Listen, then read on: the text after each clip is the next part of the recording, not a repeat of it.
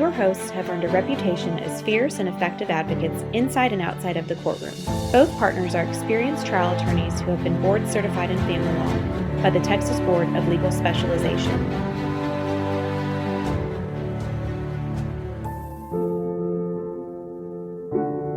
Well, thanks for tuning in to the For Better or Worse or Divorce podcast, where we provide you tips and insight on how to navigate divorce and child custody situations. I'm Brian Walters here. And today we're joined by Gabrielle Clemens. She's a certified Divorce Financial Analyst, an Accredited Estate Planner, and author of the book, Marriage is About Love, Divorce is About Money. I think that's a really excellent title and very accurate based on my career, which is a step-by-step guide through the legal and financial aspects of divorce. And she provides guidance on developing an action plan and strategy for anyone who is contemplating navigating or recovering from the divorce process. And that's a lot of people in this country, unfortunately. Some of the topics included in the book are navigating the legal process, understanding how to document finances, and how to build an emotional support system. We thought her insight would be a great resource for our listeners, so we're excited to have her here today to discuss her book and some of her pro tips more in depth. So welcome. Thank you. Thank you very much, Brian. Nice to be here. Yeah, definitely. Well, tell us a little bit about your background. Start with kind of where you grew up and where you went to school and how you ended up where you are now. Oh, sure. Oh, well, I grew up in Massachusetts, in the Boston, Massachusetts area. I went to school in Massachusetts, and after college, I went to Europe, and I spent about 5 years there going around in the real estate industry. So I was helping develop, sell, market real estate in Spain, London, and Sweden, and came back to the U.S. to attend law school. I went to law school in New Hampshire and got my LLM in taxation at Boston University School of Law, and transitioned to financial services when my son, who will be 26, transitioned when he was about 1 year old because I needed some flexibility in my schedule. So I was practicing tax, estate and trust, and divorce law, and felt that my skill set was perfect for helping people go through the divorce process, understand their agreements. At the time when alimony was taxable, understand the tax impact of their short and long-term financial decisions as they went through the process.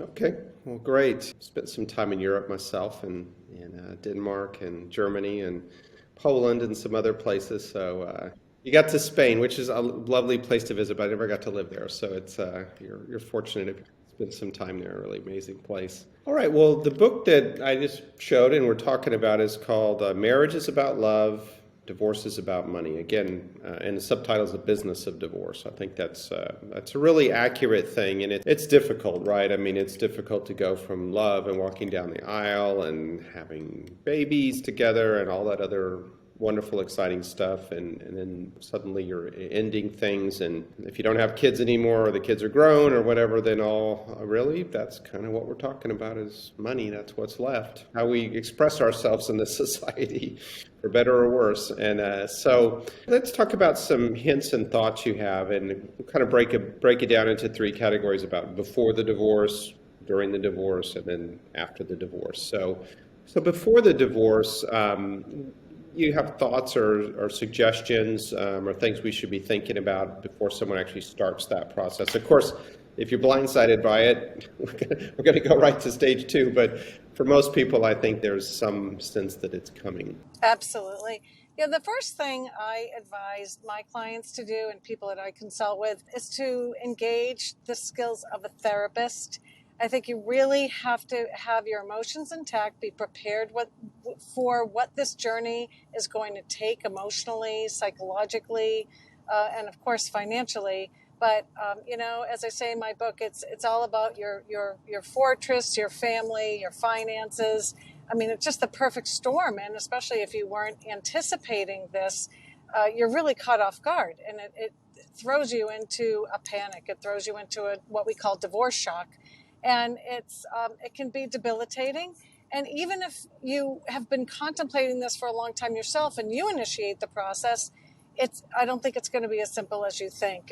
From the minute you inform your perhaps unsuspecting spouse, you've got to have a grip on how to handle their reaction and the right path going forward for you and your family. I agree. It's There's nothing easy about it, even if you're the one, stepping out, pulling the trigger first, for sure. One of the characteristics of a divorce versus, just if you're not married and you have kids together, or you have, post-divorce, and you have to modify your visitation arrangement, is that it's money, right? I mean, it's about money. So one of the first things I ask folks to do, even before they do a consult, a lot of times, is fill out a kind of a property spreadsheet or finances and assets worksheet, something like that. And it's startling to me how few people can do that accurately. The classic example of someone who might be a stay-at-home spouse who doesn't touch money and just, takes care of the kids or whatever.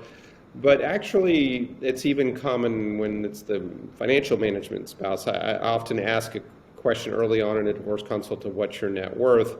And you either have a quick answer to that that's pretty precise, or you don't, but 10% probably do, who even know what that is and could tell us that off the top of their head. So, I recommend that people start using Quicken. They start gathering their documents, get the last 3 years of your tax returns. If you don't have them on hand, talk to your accountant, or, access TurboTax, wherever you keep your tax returns safe. You should go there and make at least a few copies of the last 3 years. I would recommend that you make a list of all of the accounts that you have, whether they're retirement accounts, brokerage accounts, savings accounts, 529s. Just start to gather all that information that you're going to need as you fill out your financial affidavit. Some states call it a financial declaration, a financial statement, but you're going to need to get your hands on all of this information. It is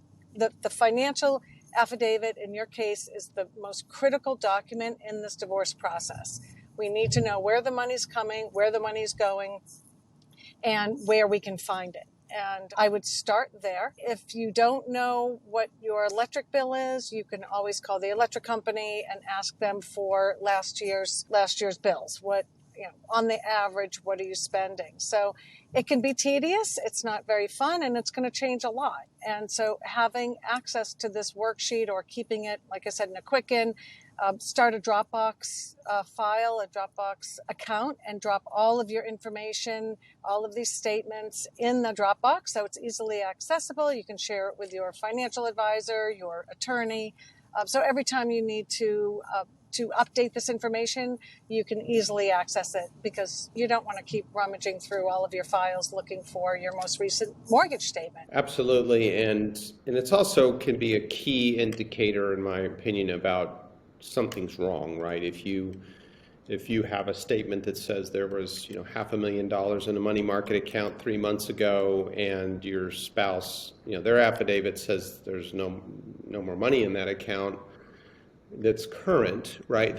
That would be a red flag. Like, where's the $500,000 gone? But we might never know that. We might just assume, at least initially, that there was just never anything in that account, or not much. So I think it's helpful in case there's been any shenanigans on the other side. Well, Brian, what I'm also finding is they don't have clarity around even what their spouse is earning. And once you start gathering this information, and you look at the last 3 years of tax returns, and you look at a pay stub, and you start to gather all this information, I've had many clients say, I had no idea there was a bonus, or that we had equity in the company that my spouse works for, or, because a lot of these executive compensation plans, these programs, there's not a lot of transparency into them, so they don't even know what questions to ask. Right, or the opposite. I've unfortunately had where people assumed they didn't pay attention, and they were living a particular lifestyle, and it was at or above where probably they could afford to be, and they assumed their spouse, let's say, was making $2 million a year, and it's actually making $500,000, and it's better than most people, right? But not what was expected. So yeah, and that's certainly the case. All right, I think the next point you make about before the divorce process is developing a strategy. What does that mean? What strategy would someone be developing before the divorce? That sounds a little bit, could be evil, but I don't think you mean it that way. It sounds like you mean something else. No, we're not trying to get away with anything. There's no strategy that's going to not give you everything that you're entitled to, or that you wish for. But Maybe not everything that you wish for, but I like to tell my clients to start to build the future first. Let's start with, what would you like your post-divorce life to look like? Let's paint a picture. Let's start a vision board. Let's think about the kinds of things that are important to you that we can hold on to throughout this process. So when you're faced with a proposal, or you have numbers to crunch and numbers to run, you'll have a sense of, well, actually, I could live on that. Or you're more engaged in your future rather than making or avenging the past, if you will.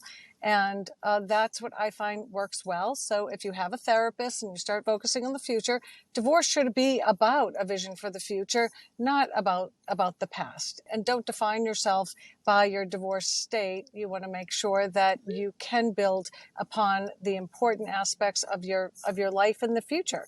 And so strategically, if you know that you're going to have enough money, then build a life around being comfortable and having peace of mind, knowing that you're creating the future that will make you happy. Okay. And then last section, a major section you covered before the divorce seems pretty obvious, but it's actually I think something that's commonly overlooked, is picking the right attorney. So I will not blow my own horn. I'll let you tell what they should be looking for in a lawyer. Well, I think you want a lawyer that is the right fit for you. And my first question, or what I recommend the first question be, is, do you have time for my case? Right now, as you know, Brian, there's a pandemic on marriages, and I'm sure if we looked at the numbers throughout the country, there are just the highest numbers ever for people who are going through contemplating this process of divorce. And, you have one lawyer, maybe you have a team of lawyers, but your team or your lawyer, they have multiple clients. And you just want to make sure that the attorney that you're choosing has time for your case. You build an understanding around how you're going to communicate, how often you're going to communicate, what are the expectations around when can I expect a communication back from, response from an email that I send, yesterday. Should I expect 24 hours? Is it going to take 3 days? If your attorney is on trial, it could take you a little bit longer. Is someone going to call me and say, your attorney is not going to call you back for 3 days, but we got your message, and we understand that you have this question, and your attorney will call you as soon as possible. So I think having an understanding around the communications with your attorney is critical, because the last thing that clients like to do, and you know this, Brian, they've reached out to you, you're not responding. It's not that you're ignoring them, it's just you have to manage the relationship, and they need to understand what those expectations are. Yeah, 100%. I mean, it's 30 or 40% of our practice is people hiring us as the second, sometimes third lawyer, because they're really happy with their first one. And the number one complaint is, my lawyer doesn't communicate with me. And it's really simple stuff. And I think it frustrates me a lot, because I don't like my own profession to have a bad reputation, although it helps me because I get a lot of clients. But it's real simple most of the time. All my clients, for example, have my mobile phone and they text me, which annoys my wife sometimes, I will say. But most of this stuff takes 30 seconds for me to shoot a quick response and, yes, that's going to happen, or don't worry about it, or that's, whatever the response is. And I think lawyers in the olden days, and by that I mean 10 years ago, there'd be a call that came in, I remember this, and you'd get I'd come back from court and there'd be like 12 little pink slips on my desk, like these 12 people called, kind of flip through them, and, it's Friday afternoon. I think the easy thing to do is just go home if you're a lawyer and figure 8 of the 12 will deal with it. They'll forget about it by Monday, but the hard thing is to stay there on Friday afternoon and return the phone calls, especially the ones you don't want to talk to, the difficult clients. So you just got to be committed to that as a lawyer. It's hard to tell who's going to do that. I mean, that's why I think so many folks change lawyers but there are reviews and word of mouth. I think those are helpful. Reviews are just kind of a different type of word of mouth. And then I take a look at the intake process. I'd call several lawyers and see what their offices are like. You call 3 lawyers on a Monday morning at 10 o'clock. One gets back to you. One answers the phone and set you up with an intake right away. Two of you leave voicemails. One of them gets back to you at 4 o'clock that afternoon and says they can meet with you on Wednesday. The third one calls you back on Thursday and says we can meet with you in 2 weeks. Well, that's probably a pretty good indicator of which of the three lawyers is going to be most responsive if their staff is, who's in charge, a lawyer. So it's a cultural thing, I think, in a firm if we're going to respond to our lawyers or not, or our clients or not. Okay, so next big stage is during the divorce. You want to protect your finances and budget for the divorce. So partly that's the lawyer's job, right? But what can you do as a client, and what can you help them with to do that? Well, I think helping them choose a process is one of the initial ways to budget for your divorce and have a good understanding of what the options are and what the cost is of each, and not just the financial cost, but the emotional cost and the psychological cost as well. Dragging out a divorce for 2 or 3 years, or is a lot of emotional turmoil on your family, your finances. You don't know where you're going to end up living. Now people are starting to get involved maybe with other people. Now you're handling relationships that have nothing to do with your family, and children are going back and forth. So I think it's best to really sit down with your attorney and have them perhaps talk to the other side and see, would mediation work for this family, for this case? Would collaborative law work? Are these people a good fit for that? Is this couple, what are the issues of the case? There are a lot of special needs or families with special needs children that need certain support that other families without children, and just it's an asset division case. Maybe you could just do what we call in our state a four-way and hammer out an agreement, or at least get a proposal on one side to the other and start that way. So it really depends on what the issues are in your case as to which process is best, but having that conversation and saying, sure, we can file, but then what? What happens next? And talking to your attorney and your financial person, your financial advisor, about what this is going to look like post-divorce. What are the trends? What's going to happen?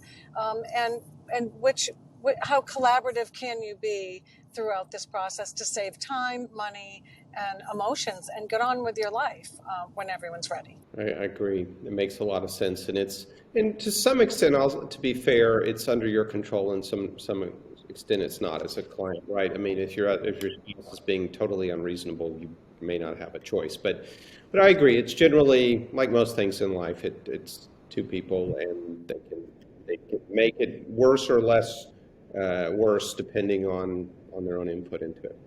All right, I think the next section is understanding child and spousal support. And let me say up front, every state is different. This is state law, not federal law, and Texas is probably the most unique of them all. I've dealt with most of the big states and frequently and many of the small states.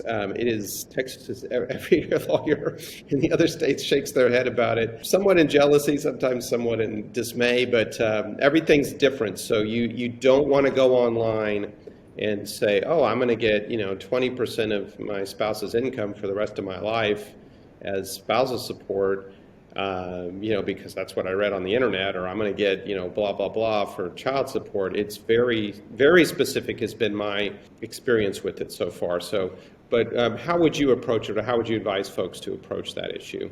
Well, I think becoming familiar with the guidelines and the laws in your state is very important. Some states are starting out with just a 50-50 parenting time, and you go from there.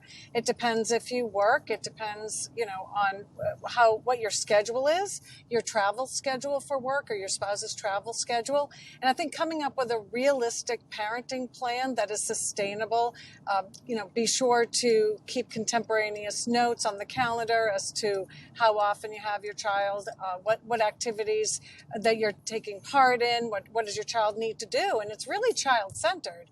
And so, I mean, if your child is involved in basketball on Saturdays, then maybe their schedule has to go along with that, and you need to take that into consideration. But child support and alimony financially really gets bound by the laws of your state. Massachusetts has an online calculator on their mass.gov. It's called mass.gov is the state website, and you need to gather information and plug those numbers in. But again, going back to your attorney saying, are there reasons to deviate from those calculations? Is somebody special needs? Is there special tutoring? And remember that child support may change over time. As a parent's income changes, there may be cause for modification.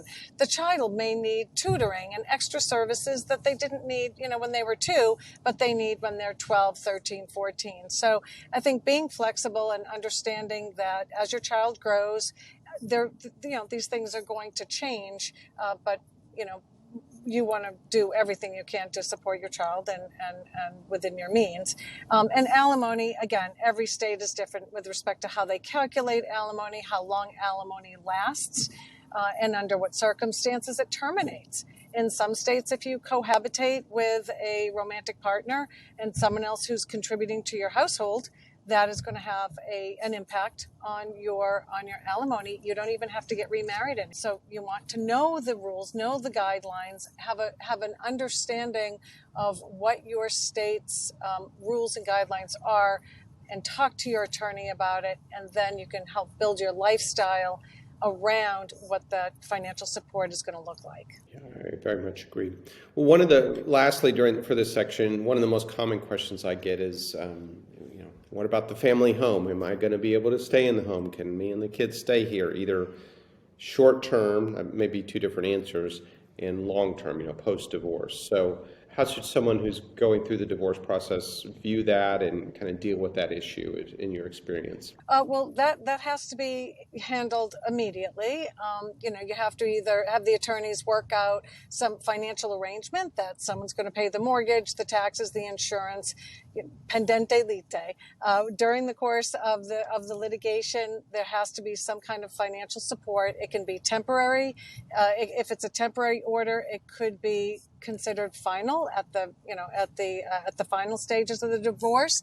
But if you don't have access to funds, your attorney can go into court and ask for an emergency distribution or disbursement of funds so that you can feed the children, feed yourself, and tend to your immediate financial requirements.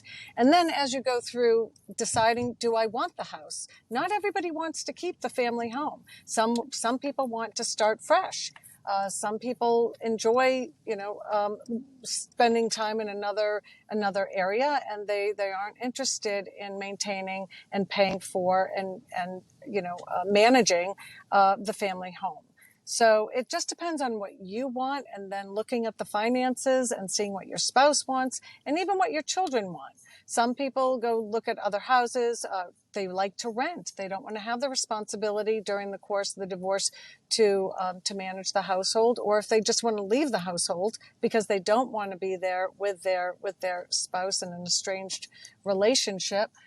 It can be very liberating just to go out into a rental.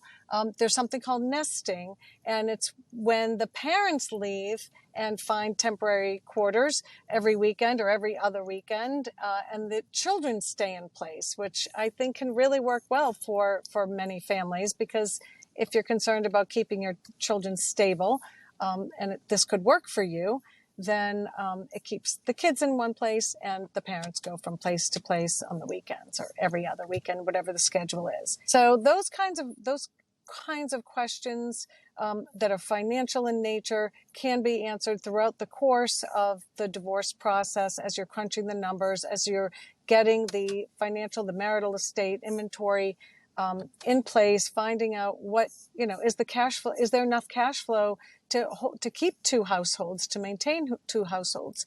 And those answers, are going to vary, but also keeping in mind that you don't have to keep the house, and maybe you shouldn't keep the house. Maybe you can live elsewhere, and you also don't want to be house poor at the end of this too. So really thinking about, again, focusing on what you want the future to look like. Do you want to travel? Do you want to, have extra money, or do you want to maintain the marital home forever, or at least until the kids are out of school? These are all questions that you need to explore as you go through the divorce process. Very much agree. All right, and then lastly, the process of after the divorce. Most people think, oh, it's done, I just get on with my life. Not quite so simple. Besides, if you have children with your ex-spouse, adult or minor children, it's actually still some interaction, even if your kids are grown. But I think you have a post-divorce to-do list in your book on page 218. What are some highlights of that, and that people should be thinking about doing and trying to work down that list? So, there are a lot of things that need to take place immediately after the divorce process. And it's when, if you are working with a financial advisor, giving them a copy and starting to gather all of the information to transfer the assets. So if you have a brokerage account, what I recommend is if you have 1,000 shares of Apple, you each get 500 shares of Apple, instead of saying, well, you take the Apple and I'll take the Google stock, or, make sure you're splitting positions and you're not just splitting, different. Sharing the risk. Yeah, absolutely. Exactly. Because especially in a non-retirement account, anything you do with these positions, these investments, could trigger a capital gain or a capital loss. So to keep it, fair, you want to make sure that you divide everything 50-50. In addition, the retirement process, the retirement assets. That whole division of assets could require a quadro. We explain what a quadro is. It's a qualified domestic relations order. It requires the court process and a court order in order to do that, because these assets are protected by ERISA, a federal law. And so that process can take 3 or 4 months. It really depends on your specialist who drafts that quadro. Depends on how backed up they are, how backed up the courts are, how busy everybody is. It costs, it could cost $500, $600, $700 depending on the specialist. And if you have more than one 401k, even, you could pay more, you're going to pay per quadro. So you want to be efficient with that. If you can take from IRA assets, again, these are things that you're going to want to discuss during the divorce process. But if you can take from an IRA, a non-ERISA protected account, then you won't have to pay for that quadro. So it doesn't require quadro because it's not protected by ERISA, and you could have your money in a couple of months. And one other nice thing about splitting an IRA is that you may not have to sell off the assets like you would have to in a 401k. Other types of things, you have to open up, your own checking account, open up your own credit cards if you haven't already done that. You may have to transfer the deed to the house if you've decided to keep the house, or you're giving your house to the marital home to your spouse, your ex-spouse. You're going to have to see the attorney to have them draft a deed transfer. And whether or not you're on the mortgage, depending on, if someone can be removed from the mortgage, you're going to have to refinance to remove the other spouse, the other person, the other party from that mortgage, so that they're not encumbered by that if they're not responsible for it. So that's something in today's environment with higher interest rates. That's a little tougher to do financially. I mean, procedurally, it's not difficult, but going from a 3% mortgage to a 6% can be a little frustrating. For some people, we're extending that until rates come down a little bit, but that's again on a case by case basis for each family. If you're changing your name, if you're going back to your maiden name, you have to contact Social Security. Get your passport changed, your driver's license, your accounts, everything has to be done. Now, in Massachusetts, we can file a name change at the time of the divorce, and the judge can grant you your maiden name back. So if you haven't done that, then you may have to go through a separate process to do that. So if that's something you intend to do, that's something that is a great thing to do at that time. So there's a lot. Then there's the whole estate planning. Your estate plan that you have to create all over again. You certainly want to remove your ex-spouse from being your healthcare proxy. So if you're not doing well, you want to make sure you have somebody who is standing in your shoes, making your medical decisions for you, who has your best interests and your best health at heart. So you want to make sure you draft a new will, maybe some trusts if that's what you need. And again, healthcare proxy, power of attorney. You want to name someone that you trust to step into your shoes if you become unable to manage your affairs. And also how you want to leave your assets, change all your beneficiaries on your retirement accounts and your will and your trusts and things like that. So there's a lot to do. There's definitely a lot to do. But I think the first thing you should do is take a weekend away. Just exercise some self-care, and you can get to all of these technicalities and this process, these administrative procedures in due time. But take some time, breathe, really think about your next steps, and hopefully, if you started what I mentioned in chapter 1, which is to build your vision board and to build your life and you've built on that throughout this process, you'll be really well prepared and ready to take the next steps towards your future life, because this is something you've been processing for the last 3, 6, 12 months, maybe 2 years by the time you're done with this process. Yeah, or if you've been considering divorce for years, you're right, it may be the end of a 5-year journey. Right, from exactly. the time you start thinking about exactly it. Right. Okay, and then I think at the end of the book you have a list of financial, legal, emotional resources, et cetera, which folks can review when they get your book, which we'll have information about in the show notes. Okay, well, that's all we have for today. Appreciate you coming on. If you like what you've heard today, please do us a favor and leave a review. We appreciate all your feedback, especially when it helps us do a better podcast.